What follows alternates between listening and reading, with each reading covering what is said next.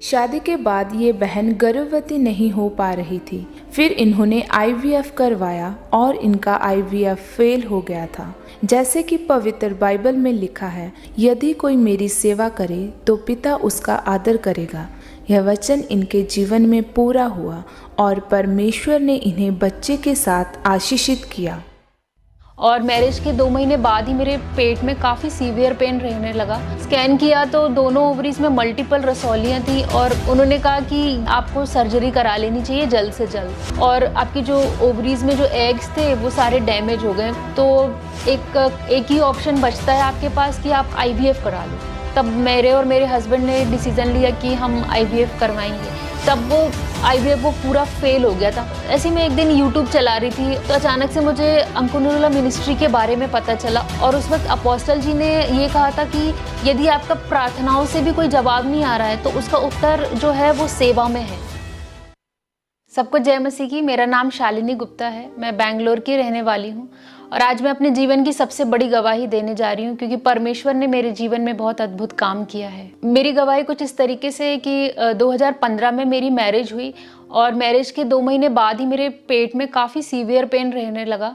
और फिर मैं डॉक्टर के पास गई तो डॉक्टर ने कुछ नॉर्मल पेन किलर जैसे मेडिसिन दी और उसको खाने के बाद लेकिन कुछ असर नहीं पड़ा। तो अगले ही हफ्ते हम लोग फिर डॉक्टर के पास दोबारा गए तो उन्होंने बोला कि अब हम स्कैन करेंगे।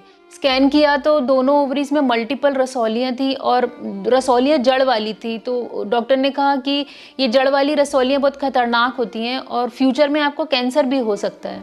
तो उन्होंने कहा कि ये हम सजेस्ट करेंगे कि आपको सर्जरी करा लेनी चाहिए जल्द से जल्द, वरना आपके ओवरीज को हमें निकालना पड़ जाएगा हमेशा के लिए। तब हम लोग मतलब काफ़ी घबरा गए थे और कोई ऑप्शन नहीं बचा था।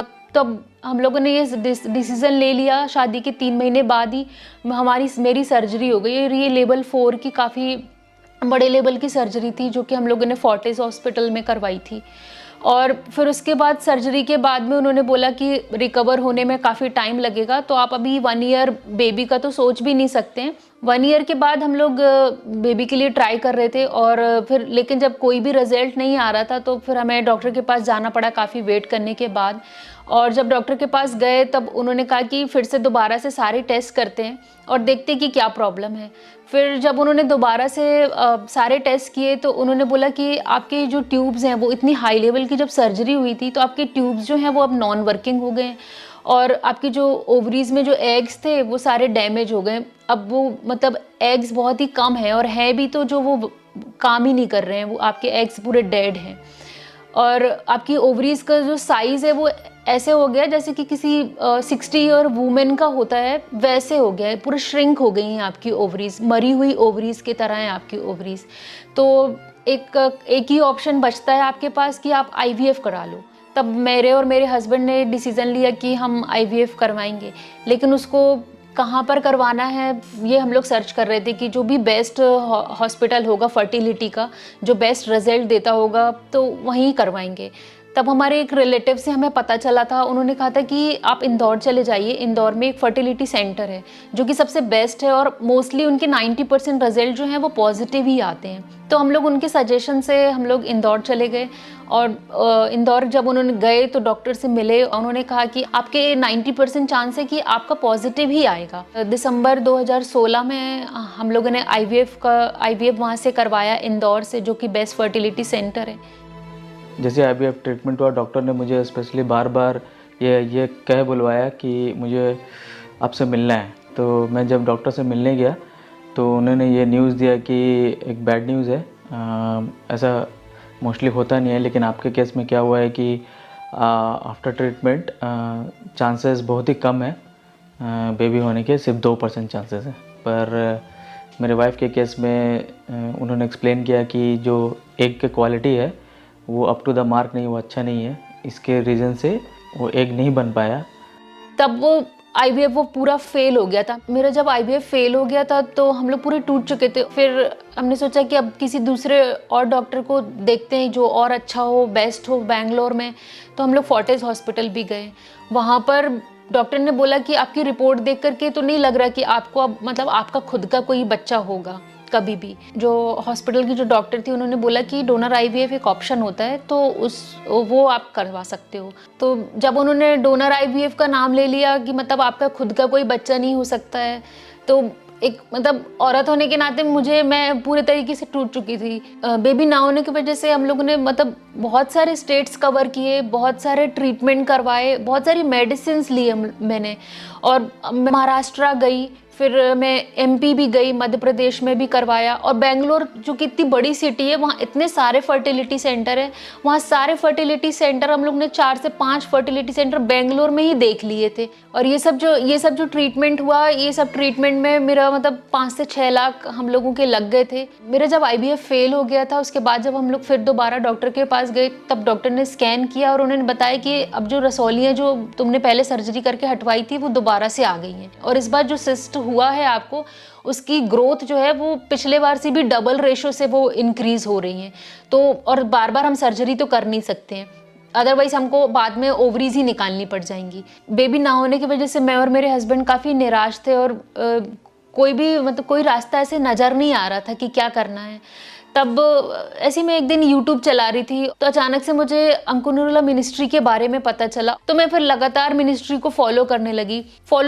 जब मैं फॉलो करती रहती थी, तो उसमें मैंने बहुत सारी गवाहियाँ ऐसी सुनी कि लोगों की रसौलियाँ जब चर्च में आते हैं तो रसौलियाँ ऐसे ही निकल जा रही हैं, और उसके बाद में देखा कि बेबी की गवाहियाँ इतनी ज़्यादा यहाँ पर आ रही हैं। तो लगातार मिनिस्ट्री को देखते और इतनी गवाहियाँ सुनने के बाद में मतलब पूरा विश्वास हो गया था मुझे कि अब मेरा छुटकारा जो है वो प्रभु से ही है। 12 जुलाई 2020 को सर्व द लॉर्ड पार्ट 6 चल रहा था, और उस वक्त अपोस्टल जी ने ये कहा था कि यदि आपका प्रार्थनाओं से भी कोई जवाब नहीं आ रहा है, तो उसका उत्तर जो है वो सेवा में है।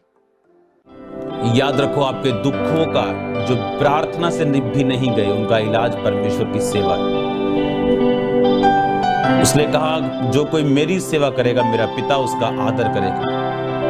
मैं जानता हूं खुदावंद का आत्मा आपको सेवा के लिए तैयार कर रहा है। मैं जानता हूं वो बिना उत्तर वाली प्रार्थना है वो व्यर्थ नहीं, क्योंकि परमेश्वर आपको कुछ और देना चाहता है। बाइबल कहती हन्ना खाना नहीं खाती थी, रोती थी, कुड़ती थी, अपने हस्बैंड को बोलती थी, लेकिन वो बोलता था क्या मैं यहोवा हूं, क्योंकि परमेश्वर ये चाहता था कि हन्ना अपने आप को सेवकाई के लिए तैयार करे। और ये वचन ऐसे लगा कि ये वचन से मेरे लिए बोला गया है, और उसको मैंने पूरा रिसीव कर लिया था उस दिन। और रिसीव करने के बाद मेरे मन में मैंने ये फैसला ले लिया था कि अब जो भी हो, चाहे बच्चा हो चाहे बच्चा ना हो, मैं परमेश्वर की ही सेवा करूंगी, और जी जान से करूंगी, जितना पॉसिबल होगा मैं वो सब कुछ करूंगी।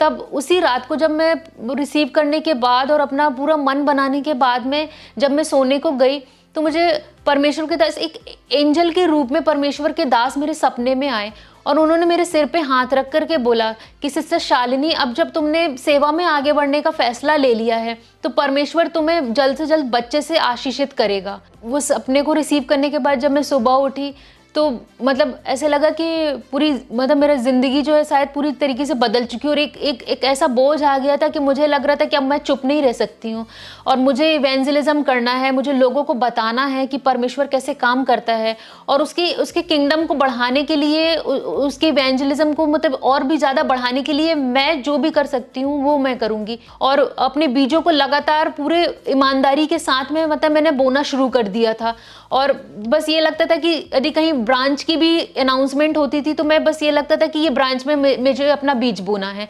और कोई भी माइटी बेन, अनुग्रह टीवी, मतलब कुछ भी अनाउंसमेंट होती थी, मुझे लगता था कि इसके लिए मुझे बीज बोना है। इवेंजलिज्म बाइबल बंटना है, सबको प्रचार होना है, और इवेंजलिज्म के लिए टीम जाती है, उसके लिए भी कुछ देना है, आप चाहते हैं कुछ देना, तो मुझे बस लगता था कि नहीं, ये मेरे लिए बोला गया है, तो मैं उसको रिसीव कर लेती थी, और उसको जैसा बोला जाता था मैं उसको कर देती थी। उस वर्ड ऑफ गॉड को रिसीव करने के बाद और उस विजन को रिसीव करने के बाद में परमेश्वर ने तो मेरे लिए मतलब आसमान से पूरे झरोखे को खोल दिया, और मेरे लिए अपरंपार आशीषों की वर्षा कर दी। और जैसे ही 15 दिनों के बाद जब मैंने अपना प्रेगनेंसी का टेस्ट किया, तो वो पॉजिटिव आया, और मैं और मेरे हस्बैंड मतलब फूले नहीं समा रहे थे, इतने ज़्यादा खुश थे, और लग रहा था कि किस किस को बता दें ये गुड न्यूज़, सबको बताना चाह रही थी, क्योंकि वो पहली बार वो 2 लाइनें मैंने अपनी ज़िंदगी में देखी थी कि वो 2 ब्लू लाइनें कैसी होती हैं। वो ब्लू लाइनें वो देखने के बाद में और इतना ज़्यादा परमेश्वर का धन्यवाद कर रहे थे क्योंकि उसने बिल्कुल हन्ना की तरह मेरी सुधि ली थी। और बेंगलोर आने के बाद ही हम लोग 10-15 दिनों के बाद जो हम लोग फिर डॉक्टर के पास, जो पुराना मेरा ट्रीटमेंट जो डॉक्टर कर रही थी, हम लोग उसी हॉस्पिटल में वापस उन्हीं डॉक्टर के पास में गए। जब मैं जैसे उनको मैंने बताया कि मैं प्रेग्नेंट हूँ, तो वो इतने ज़्यादा शॉक्ड हो गए थे कि ऐसे कैसे हो गया, क्योंकि आपको तो नहीं होना था ना बेबी। फिर तब से वो मेरे बेबी को मिरेकल बेबी कहती हैं, क्योंकि कहती है आपका तो बेबी होना नहीं था, आपके बेबी का नाम ही मिरेकल बेबी है। फिर 28 मार्च 2021 को पाम संडे के दिन मेरी वाइफ ने बेबी गर्ल को जन्म दिया। जैसे बेबी को मैंने अपने हाथों में लिया और उसको चेहरे को देख के ऐसा लगा कि हाँ, मुझे और मेरे परिवार को प्रभु ने पूरा कर दिया है। जिनको भी बेबी नहीं है या जो वुमेन्स को हेल्थ का इश्यूज़ होता है, रसौलियाँ होती हैं, मैं बस ये बोलना चाहती हूँ कि परमेश्वर के वचन में जैसा लिखा है उसको बिल्कुल वैसे ही मानना है। आपकी ज़िंदगी बदल जाएगी उसके बाद में। मैं सबको यही बोलना चाहती हूँ, और आपकी गवाही आपके हाथों में होगी, ये 100% श्योर है।